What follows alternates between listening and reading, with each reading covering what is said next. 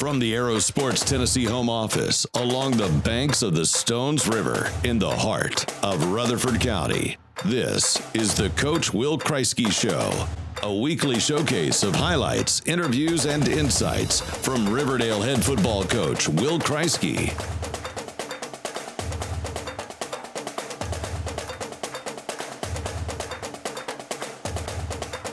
Now here's your host and play-by-play voice of the Warriors, Chris Bozen. As we hit 4 minutes to go here in the third quarter of play, 13-3, Fighting Irish in front with the football. Garrett King looking downfield, throws it short. It's picked off by Aiden Emmons. Right on cue, the senior captain comes up with the interception at midfield, takes it into Knox Catholic territory, and big number 8 gets the turnover for Riverdale and puts the Warriors in business with 3:53 to go in the third quarter, and Riverdale trailing 13-3. That's the third forced turnover on the night for this defense, and it's a perfect time at midfield. They're going to be on the Fighting Irish side of the field, giving the offense an opportunity to put points back on the board after scoring for the first time tonight in their previous possession. Well, welcome in. We are here for episode 4 of the Coach Will KRIESKY Show. I'm Chris Bozen, your host for this season and play-by-play voice of the Warriors. We're joined by Coach Will KRIESKY. And Coach, I know Friday night's outcome in the 20-6 loss to Knox Catholic was not the result we were looking for, but there are always positives and negatives, whether you win or you lose, to come out of it. What were the positives that you saw in that game Friday night that you can build on going into week 2 and through the rest of the season? Well, some of the things to touch on, I thought our defense played really well. I thought we did a good job tackling at space. They had some guys that could really run. And I thought our guys did a really good job being able to contain some of their guys in stressful situations. They were put in stress, by formations and plays. And I thought our secondary ran the ball well. Our backers ran the ball well. And I thought our D-line was able to get some pressure on those guys. So I was really proud how they played. And then, I can't say enough about being first game. First game's always going into it. I am extremely nervous about special teams. You don't do a live special teams up until the first game. You can simulate it all you want to in practice, and we do live things in practice and special teams, but actually doing a game type situation, that's just totally different. And, I thought all our special teams did a great job and executed well. Yeah, Tyreek King, he had the one big catch, the 89-yard touchdown reception on kind of some broken coverage there. And he had a couple other nice catches that he made good plays on. But other than that, from a special teams perspective also, I do think you kept him bottled up pretty well and took away their big play threat with that one exception. Yeah, it was. He kind of reminded me of a guy that played at Oakland a few years ago, Jacoby Stevens. Jacoby Stevens was a big-time player at Oakland, and he went on to play at LSU, and that's what Tyreek reminded me of. I thought Tyreek was that type of player, and, anytime he touches the ball, he's very dynamic. He makes plays. There was one play early in the second half where 3 of our guys had him viced up behind the line of scrimmage, and he exploded and got 5 yards. And Coach, I was mad, like, what, Coach Rail? And Coach Rail hit me and said, Coach, he's good. So we'll snap. Let's just snap the ball again. Let's go. Well, and they end up didn't score on that drive. So Coach Rail was right. That's what Ethan Markham and I said on that same play. It looks like you get him bottled up for a loss, and the next thing you know, he single-handedly turned it into that 5-yard gain. Very strong, very fast, very elusive. Tennessee's got themselves a good one, it looks like. Yeah, they do. They got a real good one. I'm excited to see what he does in the future, and how he does at Tennessee. I think he's going to be a special player. And Coach, we said before the game going into it, just in an overview of this game, I thought it was a good a battle for both teams, right? The strengths of both squads were really matched up against each other. Your defense, coming off of last season and trying to make the name for themselves this year, against an offensive line that was comprised of 5 seniors. That's a strength-on-strength kind of matchup. Your speed, their speed. And it's going to prepare you, I think, for the type of guys you're going to see in region play. Yeah, it is. And that's why you want to play guys like that, because you don't want to go into the first region game not seeing speed like that. I always think that's very important as you get into region play. And, the last 2 years we didn't hit region play till week 5, and this year we hit region play week 3. So I felt like we needed to see that speed real early and see that type of speed to get us ready for the game. Well, we are going to jump into some highlights here. It's going to start off what you saw before. There was our defensive play of the game. That came from Aiden Emmons, your linebacker. He picked up a big interception. That was the defensive play of the game. We're going to take a look at that. That was a great play. That was one of 5 turnovers. You ask a lot of your middle linebackers. Aiden is a bigger guy. He's going to come up and stuff the run. We see him up there jamming that line of scrimmage, but sometimes he's got to cover as well, and he did a good job there. Yeah, he did. Coach Rail puts a lot on those guys. He stresses those guys out, and and Aiden's one of those guys that always accepts a challenge. And he always sits right there with Coach Rail to know what's going on and know the defensive game plan. And that's a play they worked on all week, and Aiden was able to react and make a great play, and that's what we expect from him in a senior. Well, as the game started off, you won the toss, elected to defer, and on the very first drive, the defense, Aiden's a part of it again, gets a turnover on that first Knoxville Catholic possession. And here's a big third down, a minute into the ball game. Shotgun once again, single receiver right. Defensive front shifts to their right. Bartholomew takes the snap, handoff Bunton. He's got the first down across the 30, across the 35. Ball comes out, scramble for it, turnover. Warriors take the football as Bunton fumbles it.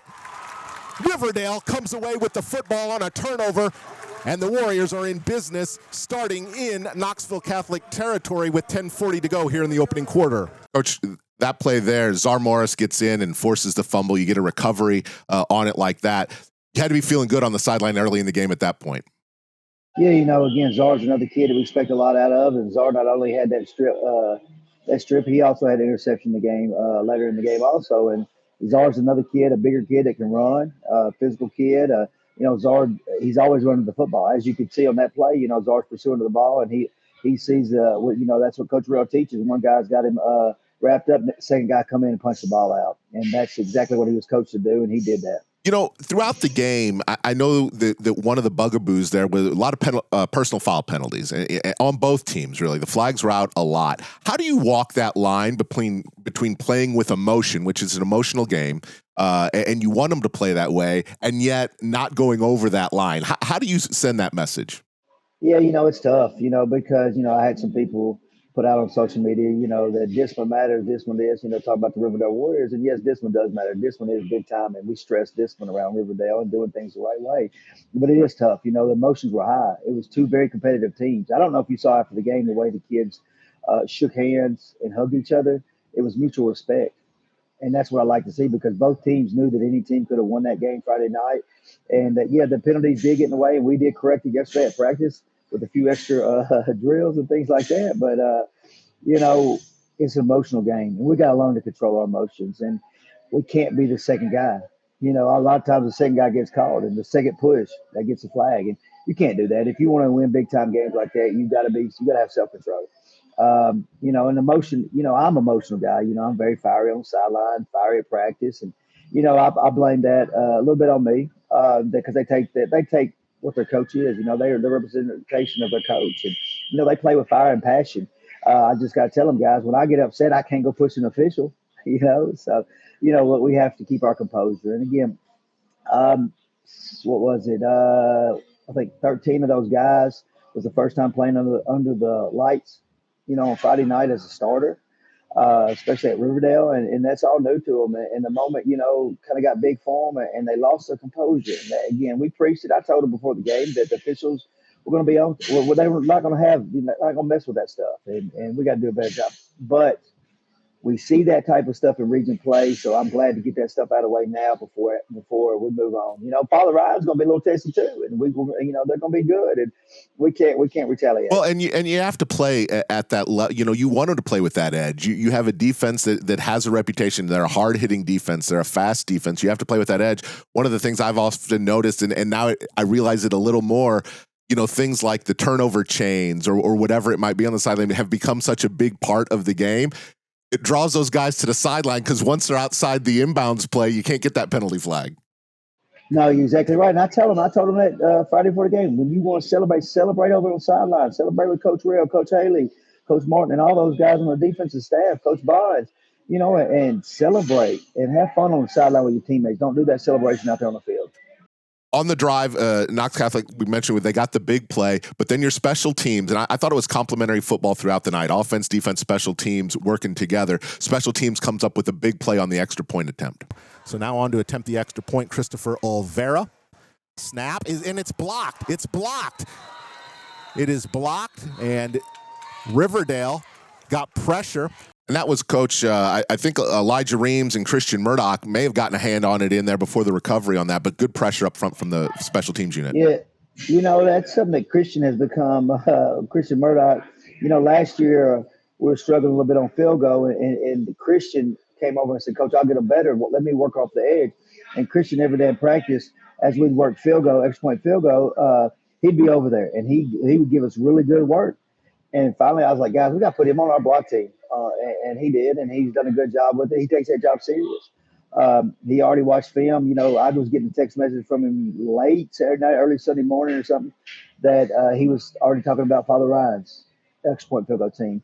And I take pride in that because I really believe in special teams, and we stress special teams. We do special teams in spring football. We start June 1st whenever we start our summer workouts. We do special teams, and for those guys, our guys to buy into special teams and want to be a part of special teams, that's huge. I notice if you don't notice, we don't just put random people on our special teams.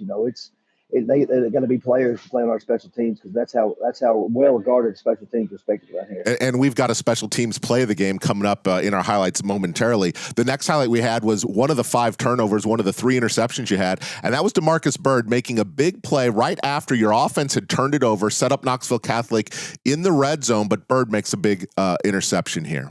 And now Mac Bartholomew will spread 3 receivers to the left side. It's Tyreek King here in the near slot on the left. 1 receiver on the right side.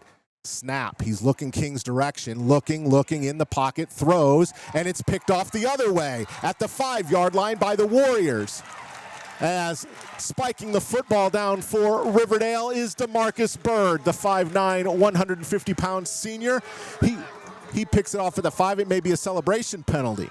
Indeed, it was a celebration penalty, Coach, and we were just talking about that. If he carries that football to the sideline, no harm, no foul. Yeah, and he just got excited. Again, it's his first start. He made a big play. Like, for the last 2 years, he stood on the sideline and watched his brother get all the accolades and all the awards. That's Dominic Taylor's younger brother. And, he was excited, man. That kid earned that moment. He's been working really hard for 2 years. And, yes, we've corrected that. We got it fixed. Come over here, If you notice, immediately as he spiked the ball, Hudson Fuqua grabbed it and took it to the official because he knew. And again, that's young kid, first night. I say young kid, he's a senior, but a kid that's no experience made a big play, huge play. And yes, we did let the emotion get to us. You can say discipline and this and that, but the kid was excited. And sometimes they do get carried away with the flags, right or wrong. I'm not taking up for the kid. It's a 15-yard penalty, but. Again, I'm an emotional guy. I get excited, and he's following from what his head coach Sure. does. Well, and that's the other thing. These officials, they've been through their preseason work as well, and they've been given points of emphasis on a season. And so in a first game, they're going to try to let everybody know. But again, the fact that they know it allows you to make the adjustment, allows you to make those corrections in practice. And now the key is for those same guys not to make those same mistakes again. Exactly. We punish them, but, we tell them we don't expect it again. I don't expect them to be staying after practice any more Mondays for the same type of situation. Oh, you get the offense back on the field there, and your transfer from Loretto, Corbin Reynolds, who I know picked up your offensive player of the game award from the coaches. He had one of the nice catches right here on the next ensuing drive. Hampton, shotgun snap, 5 wide receiver, quick throw, has a man, slips a tackler across the 15-yard line, and Corbin Reynolds gets it out across the 30 to about the 32-yard line.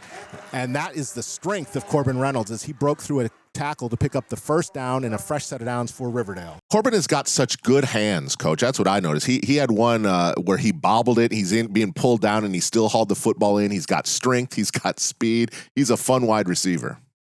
Yeah, he is. He does a really good job. He's physical. You're going to have more than one guy bring him down. And again, he has good hands. He's concentrated. He's learning. Him and Gavin are working hard together to be on the same page. He just wants to win. He was very highly upset Friday after the game, and which is understandable. We all were. And he just said, Coach, we went 35-0 last year in basketball. I'm not used to losing. And you like that mentality. You like that mentality from the kid. It's a senior, a guy that's a leader. And he just had a different look in his eyes during the fourth quarter. He wanted the ball. And he believed that he could help his team win any way possible. The next opportunity we had for a highlight was one that really wasn't so much about the play, but it was about your quarterback and how he came out of a particularly tough hit. Reynolds, the lone man on the right side. Vaughn to the right side of Hampton, who stands in the shotgun at his own 40 4-yard line. He's pressured. Hampton is flushed. He'll scramble into Knoxville Catholic territory. Ball. No, the helmet comes off of Hampton as he gets the helmet knocked off. I thought it was the ball flying out of there. It was the helmet of Gavin Hampton that came off, but he got very close to a first down, if not the first down. Now he will have to come out as the helmet came off. Fired up about it, too. I mean, he jumped off the turf after he got down. Coach, Gavin Hampton joined you in, I think, around January or February when he transferred over and moved down there to Murfreesboro.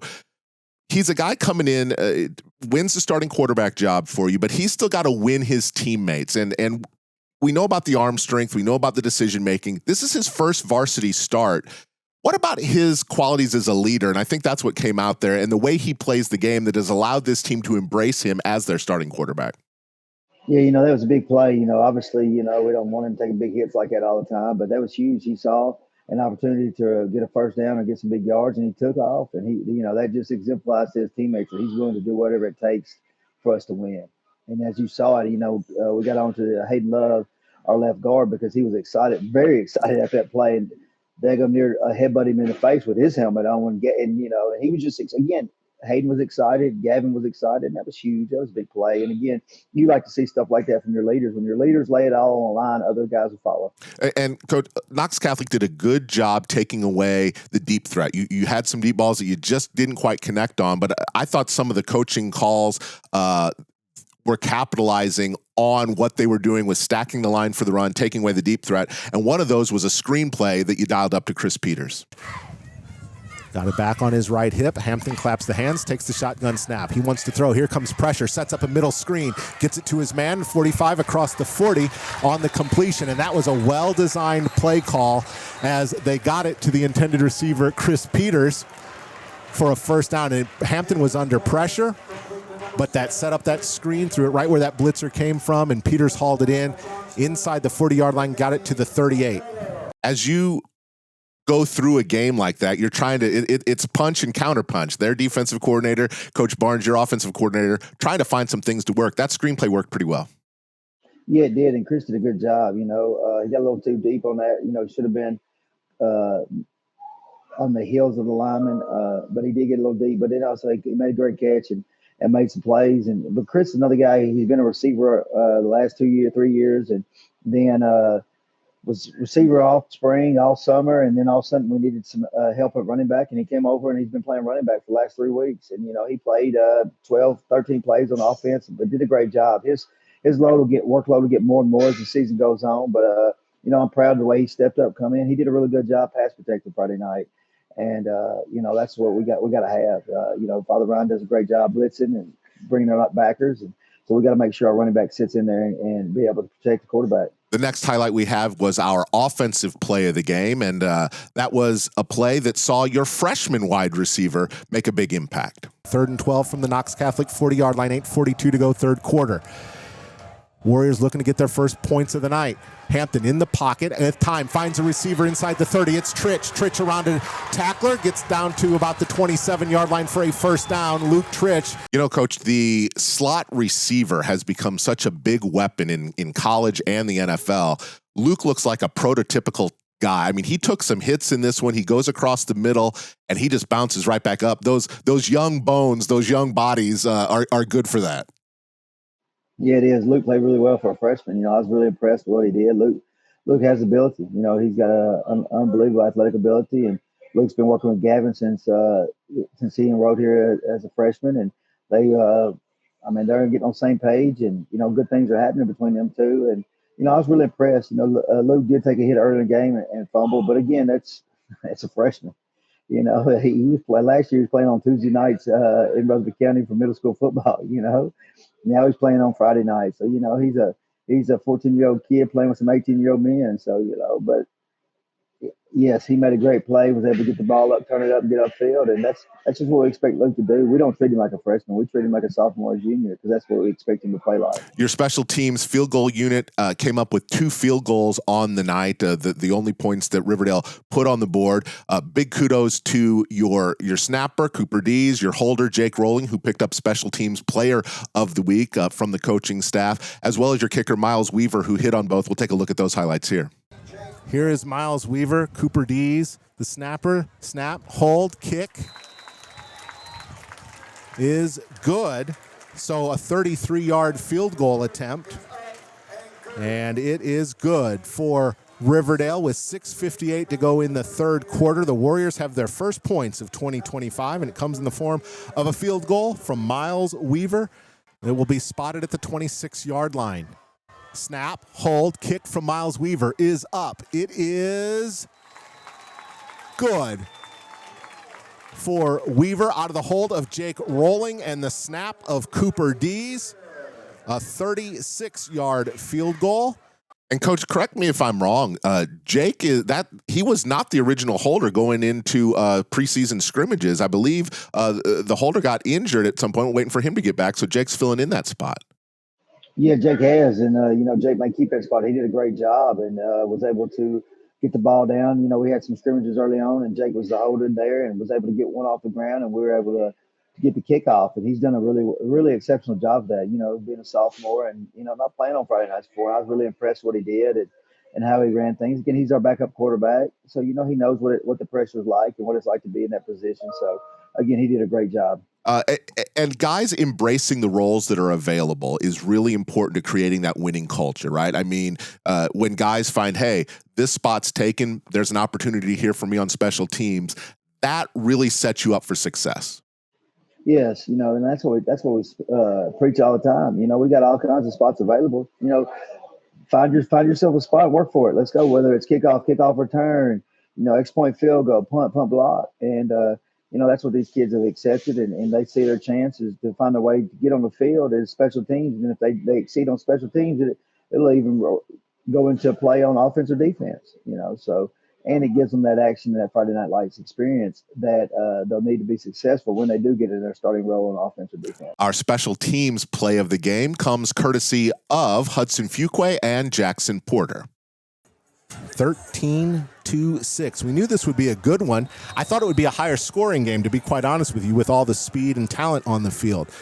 Kick from Weaver will be short and returnable from the 15. Fielded across the 25, across the 30. Ball comes out, and Riverdale has it. As the ball carrier on the return there was Isaac Hooper. It was not Tyreek King. Riverdale knocked it out at about the 35. And that strip there by Hudson Fuqua, he's been able to find whatever role you need filled, Coach. You've talked about that a lot. I mean, when Gavin got the helmet knocked off, Hudson was right there running on to just run the Wildcat formation on the offense. Yeah, Hudson's a very intelligent young man, and he's very football smart. He's a high IQ in football, and he knows the game. And I've said it before, Hudson's been on the sideline with me since he's been 8, 9 years old. His dad's been on our staff since 2017, 18. And so he's been with us. He knows us. He knows the type of play we want and what we believe in. And Hudson, again, you tell him to play center, guard, tackle, he'll do it. He just wants to win, and he just wants to be available for his teammates. You mentioned earlier the interception by Jar Morris. That's our next highlight. 3rd and 6 from the 39-yard line. Big third down here with 8:27 to play. Riverdale down by 7. Bartholomew takes the shotgun snap. In the pocket, throws across the middle. It's picked off. It's picked off by Czar Morris. Czar Morris steps in front of the football, and the 6'1 senior gives Riverdale yet another opportunity, and this defense is really carrying the load tonight. Czar Morris with the interception to go with the one that Aiden Emmons got earlier, and Riverdale's back in business in Knoxville Catholic territory. A 5th turnover now for the Fighting Irish. The Warriors are finding a way to create new life. They have to take advantage on this possession. And, Coach, that defense just kept plugging away, right? They gave your offense opportunities, and as you said, I think previously, just fractions, just inches away from connecting on some big plays to capitalize on those turnovers. Yeah, we did. We were, fingertip away, drop pass away, to being right there. And kids did play hard, and, defense played exceptionally well. And, having 5 turnovers is huge, and it's big. And, those kids, again, they do turnover circuit, things like that throughout the week. So they're just doing what they've been taught in practice. And, the offense never quit, right? They kept driving down the field as well. Braylon Burns gets a nice catch towards the end of the game. Corbin had another nice catch. And a tough night on the quarterback. I mean, Gavin throws gets 4 picks. 2 of those are tipped. 2 of them are in times where you're having to throw the football, trying to get back into the ball game. But again, you can't say it enough. His first ever varsity start. And from game 1 to game 2 is where we see the most improvement traditionally. So I'm sure you're looking forward to that for Friday night. Yeah, we're ready to get back out there on Friday night. We're ready to erase what happened last Friday. We did some uncharacteristic things that we haven't been doing. But again, that's like you said, it's a lot of guys' first start. Every one of our skill kids are new on the offensive side of the ball, and that's no excuse. We just got to do a better job of getting them in the right place and getting them to create plays and being able to, we got to catch the football. We dropped 11 balls, and that's not what we're used to doing. We don't drop footballs. So with 11 drops, that really hurt us also. But again, the kids came out yesterday, worked hard, and this week, and we're going to get that corrected. They know what it's like to play on the Friday Night Lights now. Father Ryan comes in off of a victory over Overton. They get a home win in Coach Zach Mettenberger's first game as head coach. They win that one 24-13. What do you know about Father Ryan? What are you going to have to look out for? What kind of challenges do they present offensively and defensively? Father Ryan's a very well-coached football team. Zach Mettenberger was on Brian Richter's staff for many years, and Coach Richter did a great job building that program, and Zach Mettenberger's just continuing it. He's doing a great job.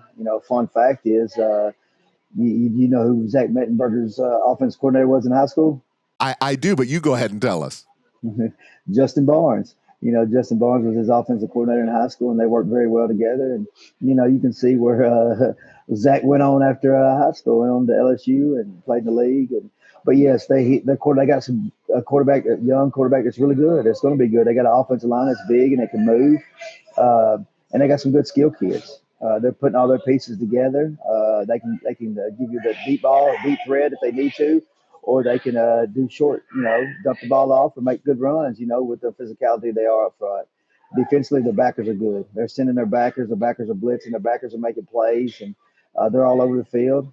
They got guys in the secondary that can run. They did a great job covering Overton last week in the secondary. Their defense played fast last week, so it's another tough challenge. I think it's another Knox Catholic team, another private school that's very well coached, disciplined team, and we got to keep our composure all night. Last night, your freshman JV teams played, and I believe the freshmen got a big victory. If I saw that score correctly, 50-0. Is that accurate? Yes, that was accurate. They played last night. It was 43-0 at halftime, and I was impressed with those guys. Those guys are playing very well right now.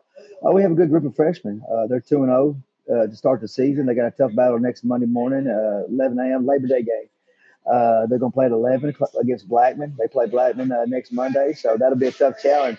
Blackman freshman's been one of our nemesis last few years, and so those guys are excited, ready to go. Thursday night this week, that rivalry game, that team's playing a little early. Might you have some plans Thursday night, Coach, with the coaching staff to maybe check out some of the opposition? Yeah, they do. They play Thursday night. They got Cane Ridge this Thursday, and I don't know if I'm allowed in that stadium over there. I think my picture's banned over there, but yeah, they do play Thursday. So I guess we'll spend a lot of time together Thursday and Friday, but not really talking to each other. I'll be on his field and he'll be on my field Friday. And that's just the way it is. And again, he's looking forward to playing Cane Ridge and getting another win.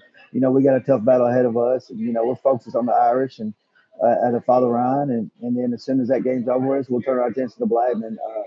But right now, we just got to get ready. We got to get a win under our belt. We got to work hard, and we got to do the little things right. And that's Father Ryan presents a tough challenge for us. But after I saw the attitudes and effort yesterday at practice, our guys were ready to go. So it sounds like, Coach, that they have turned the page and will focus on the next one. Because the worst thing ever, like I've heard coaches say before, don't let a team beat you twice. You may lose one game, but don't let that carry over. And it sounds like your guys have done a good job at getting their focus over onto Father Ryan. Yeah, it is. We stress that. We bring them in on Sundays at 2:00 to get all the previous game gone. We want to be done with the previous game by Sunday. So we don't keep them all day Sunday. We just keep them no longer than 90 minutes. We review the film. We split up. I do a team meeting, go over the previous week, and then start talking about the current week and what's ahead, what lies. Talk a little bit about our opponent, and just kind of just talk to them, and be there and be a leader for them, and express to them, guys, we've been here as a team before. Oh, we started 0-1.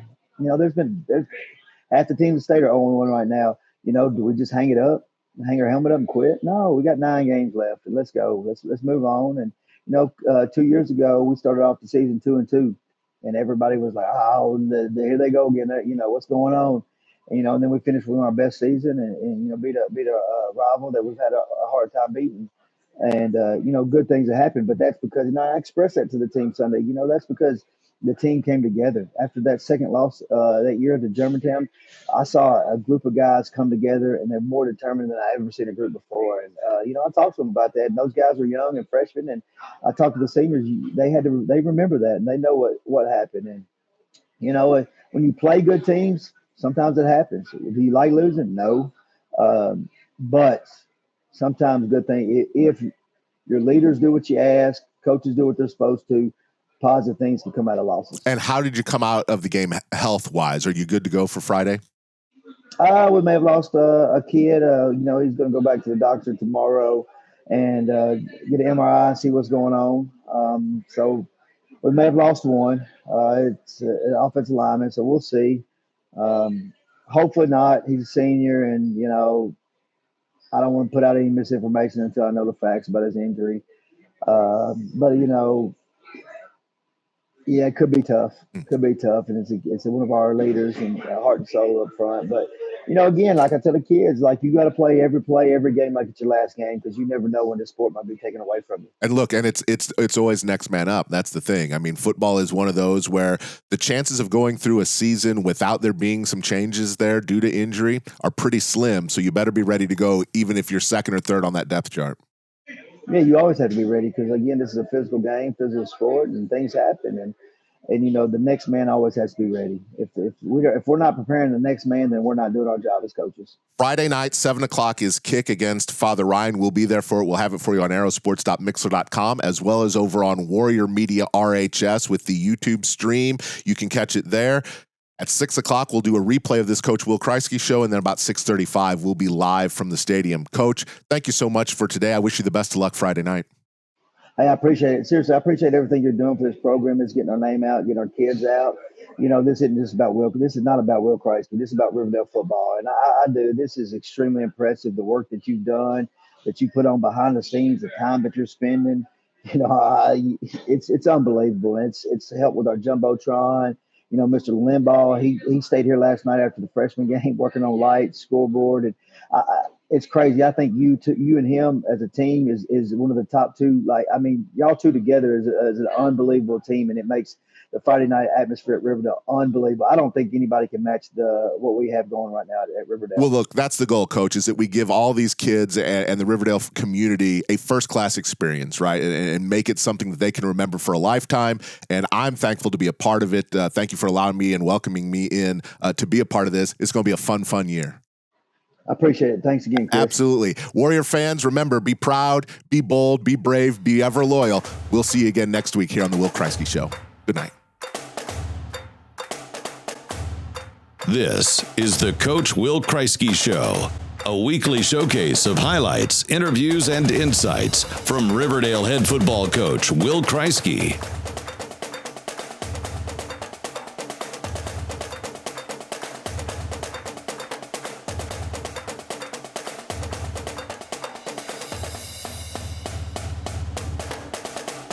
This is Riverdale football. All hail.